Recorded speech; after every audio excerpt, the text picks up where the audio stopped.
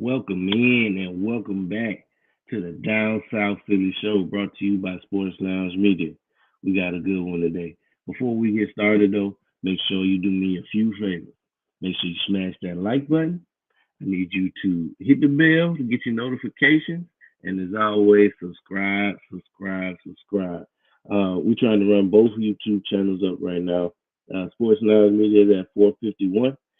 We right on the cusp of hitting 500 subs on our Sports Lounge Media page, and then on the Down South Philly show, we're at 523.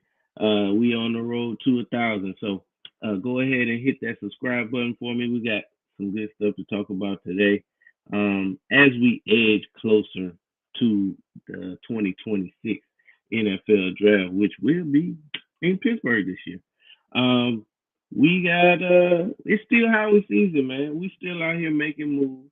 It's still, a team to be built here. We still have a lot of pieces missing from what the final version of the 2026 Philadelphia Eagles will look like in September.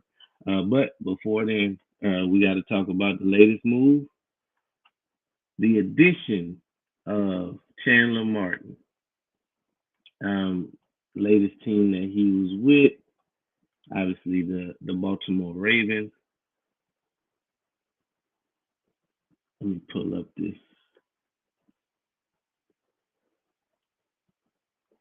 little verbiage that I had for it.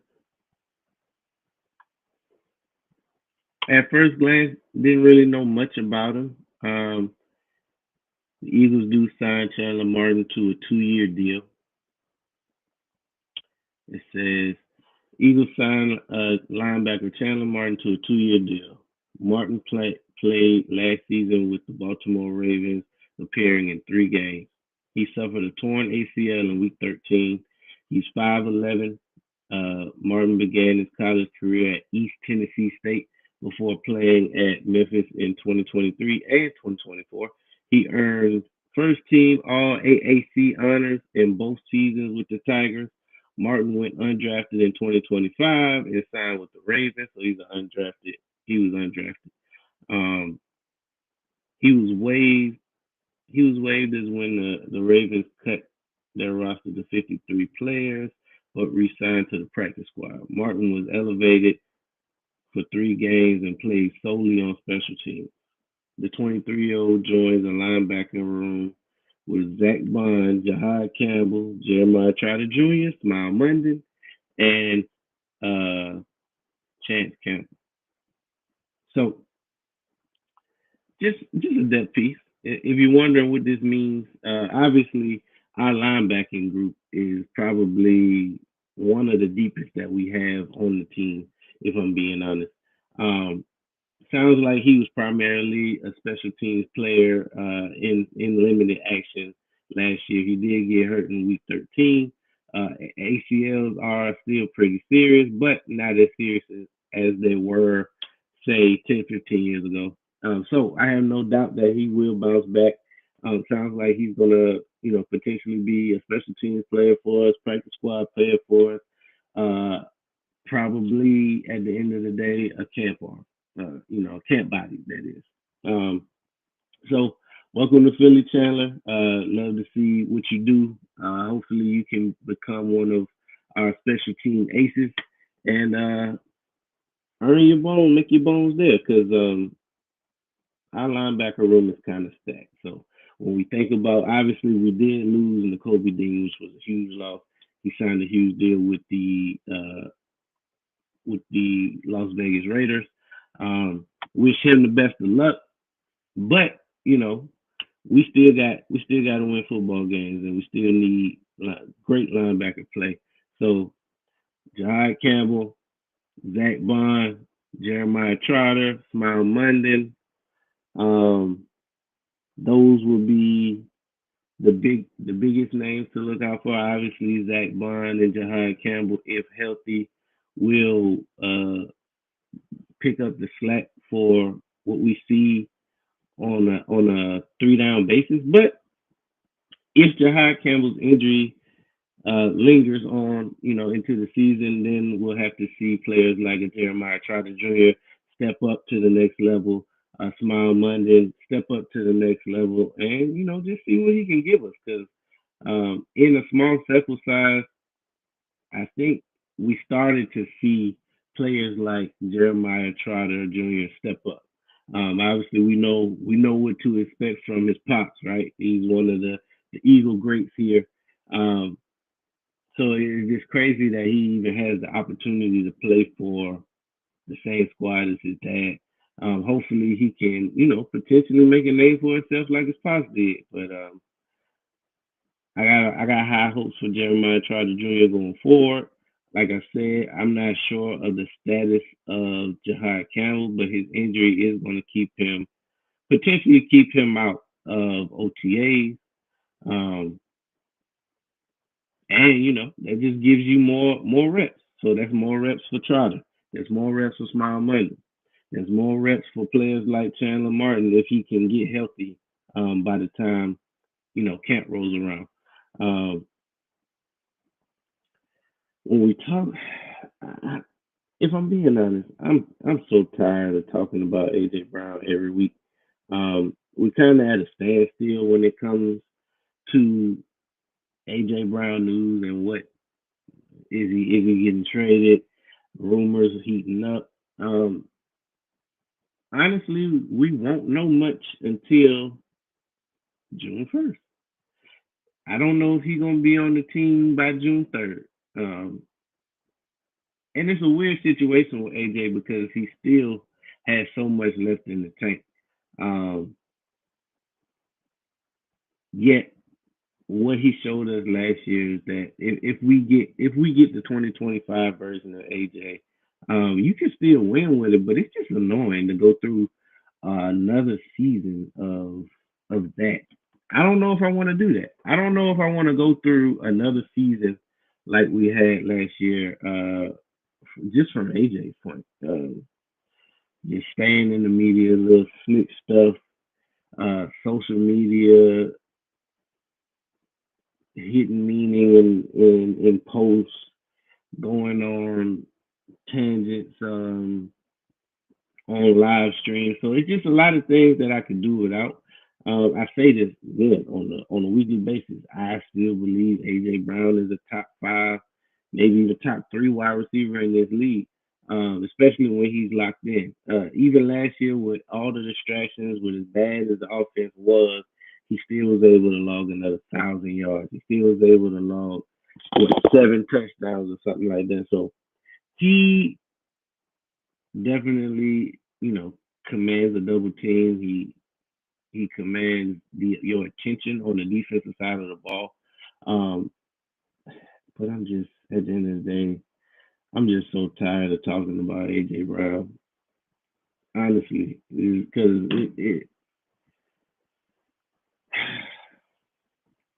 so it's actually been a little bit of a break. It's been some reports that have come out that said, AJ Brown, it's a possibility that he could stay. Um, we have a brand new offensive coordinator in Sean Mannion. Um, it's basically a fresh start for him. But while we have all that chatter going around with AJ Brown, now we got some more stuff coming out about, and I think it's bogus. This whole report about Jalen Hurts and how he has been basically the main reason why the offense hasn't evolved.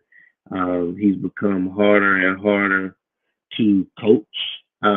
They suggest that Hurts is the reason why we haven't been able to draw some of the bigger names as far as offensive coordinators. They're saying that it's not much upside being an offensive coordinator because of Hurts. It's kind of like a boom and bust. If you have a great season with Hurts, then you go and you become a head coach the next year. If you have a bad season with Hurts, then you get fired. Um, I think it's the same campaign that or rhetoric that's been pushed ever since Hurst has been in the league. He just was he came in the league not a fan favorite because of everything that happened at Alabama, right? So he gets benched in a national championship game. By the way, it wasn't like he got benched in week two. The national championship, which is the highest or the most important game that you can play on the collegiate level. Um, he gets benched. Tua comes in, wins the game, yada yada yada. He takes the starting position that following year. Hurts has to transfer to Oklahoma. Hurts then goes to ball out at Oklahoma with Cowboys receiver CeeDee Lamb at the time. Um, and it's this stigma. So coming out of or going into that draft where we drafted him, which I believe was that 2018, 2019, something like that. It might have been 2020. I can't remember exactly which year it was, but going into that draft, the scouting report on Hurst was that he probably wouldn't be a starting quarterback. They said he was very limited in the pass game. Again, holding against him the fact that he was benched, um, benched for Tua, having to transfer to get another starting job, yada yada yada. But honestly, It's the same narrative that any guy gets that isn't drafted in the first round. So media and fans alike love the top guys. Who are their favorites? They love Patrick Mahomes. They love Josh Allen. They love Lamar Jackson. Now, because I remember when Lamar Jackson, go Birds, Z Money. I remember when Lamar Jackson was first drafted. Um, it was reports that they wanted him to convert to wide receiver, play other positions outside of quarterback. And he's just like, no, I'm a quarterback, and that's what I'm going to play. Um, Highly scrutinized his first couple of years, and and it really didn't change until he started playing or he won the first MVP. Then he started getting, recognized as one of those top guys. But even after the second MVP that he's won, um, Jalen Hurts has just done more outside of league MVP. Of course, he's been a Super Bowl champion and Super Bowl MVP, but it's just he's still not being fairly judged. Hurts. Even if you take out the fact that he just won the Super Bowl 2 years ago, um, all he does is win on every level. Ever since he's been a part of the Eagles, we've gone to the playoffs every year, won two divisions, won a division at least 2 or 3 times since he's been the starting quarterback. I know, obviously, 2 years in a row now, but before that, I think we won the division at least one more time under his as he's been a starter. But it's just the leadership. Now, the one thing that even the haters, Jalen Hurts haters, give him credit for is his leadership. Um, but what they don't give him credit for is being a good passer of the ball. Now, it may not look how you want it to look. I'll give you that. It's a little more unconventional. But what you got to give Hurts is the fact that he does throw one of the best, if not the best, deep ball in the game. Um, just go look at the highlights of him connecting with Smitty on on a yearly basis. It's probably like 5-10 minute clips of him just floating some of the prettiest balls right in AJ hands, right in Smitty hands, and still he's still being accused of not being a good passer of the ball. So I don't even get upset about that anymore because it's to the point now where you're going to believe what you're going to believe. Me personally, all the questions that I had about Hurts really got answered in the 2022 campaign when we went to the Super Bowl and lost to the Chiefs. The game that season was a special season, but the game, what he put on tape in that Super Bowl was a masterclass. Outside of the fumble, he couldn't have played no better. He could not have played any better than what he played in that 2022 Super Bowl. Um, After watching that game, I wasn't even. I mean, obviously, I wanted my Birds to win the game, but I wasn't even upset about the fact that we didn't win the game because he had such a good game, and I left that game knowing that he would be the guy for the foreseeable future. Go ahead and pay him. I didn't need to see anything else. Um, so for me personally, I don't need to see Hurts take these drastic steps that everybody says he needs to take to be respected. Um, I'm good. I know where Hurts is at this point in his career. I know for a fact that you can win a Super Bowl with him, and that's really all you need. Like some of your favorite guys, you don't even know if you can win a Super Bowl with them. You don't even know if you can win a championship game, let alone go all the way to the big dance. So I'm not even worried about that. Me personally, I get frustrated a little bit when I hear constantly that he's not a good thrower of the football.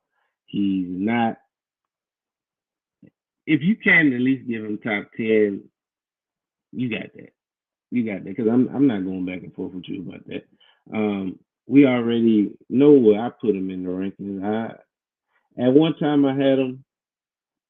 I still got him top five.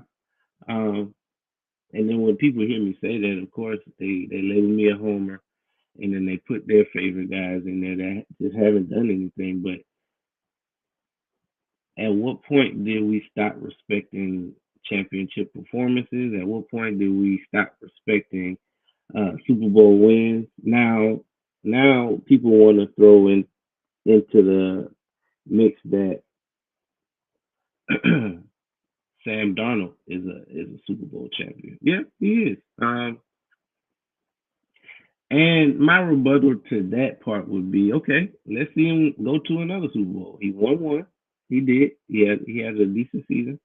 Um, with a similar formula to what Hurts had in really both Super Bowl runs, where he had a hell of a run game, a hell of an offensive line. He had nice wide receiver options, and a dominating defense. So if you can duplicate everything around a player like that, then let's see what he does if he has if he has that similar weaponry around him. Can he go back and do the same thing? Let's just see him do it again because I saw my quarterback go to two Super Bowls. He's been to two. So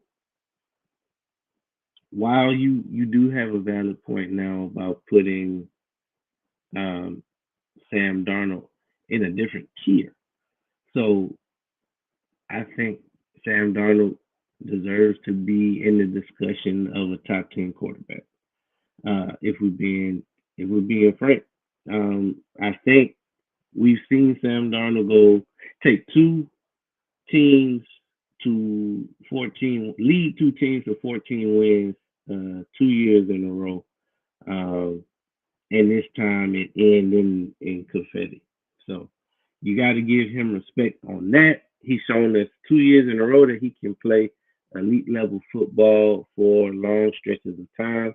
The biggest question marks coming into the 2025 season was, can he do it in the big game? Now, I don't necessarily know if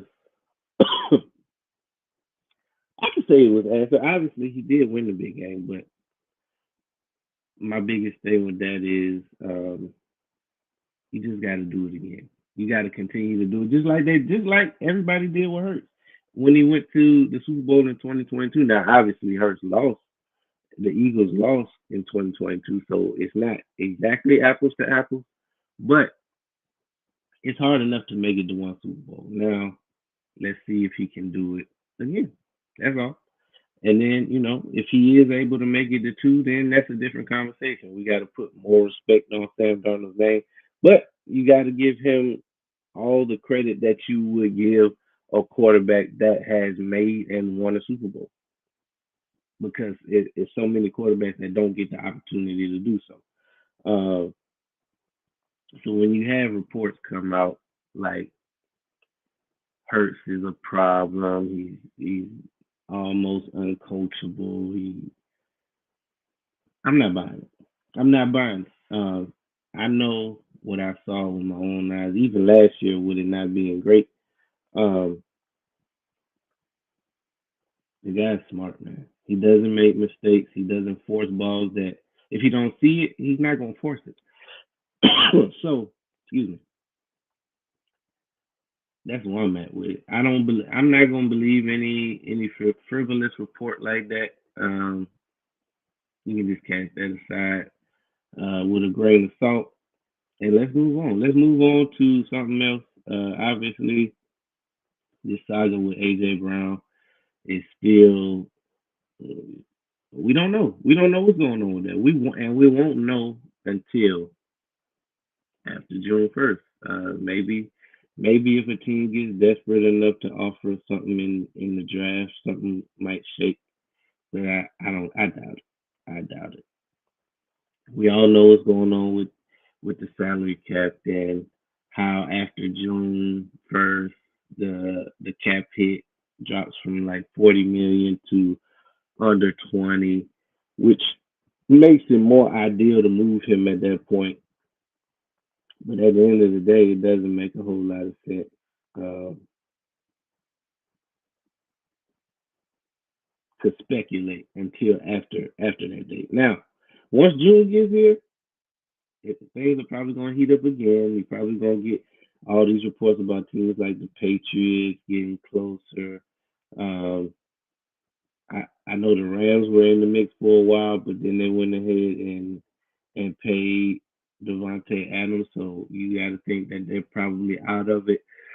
The other thing that'll be interesting is how the draft falls. I think we'll get a better idea of how we're going to treat the AJ situation by how the Eagles draft. Do we take a receiver in the first round at 23, or do we move up to get our guy if he's there within a certain amount of picks?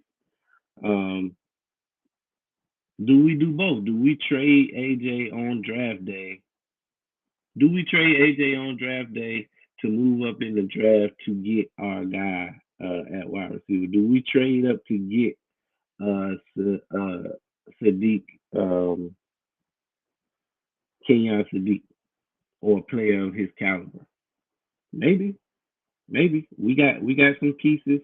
We have the options. Obviously, it's not ideal to eat $40 million in as a cap hit, but teams are out here doing more. I mean, look at Tua's cap hit. I think Tua's cap hit is over 100 mil, if I'm not mistaken. Let me fact check that. Tua's cap hit in 2026.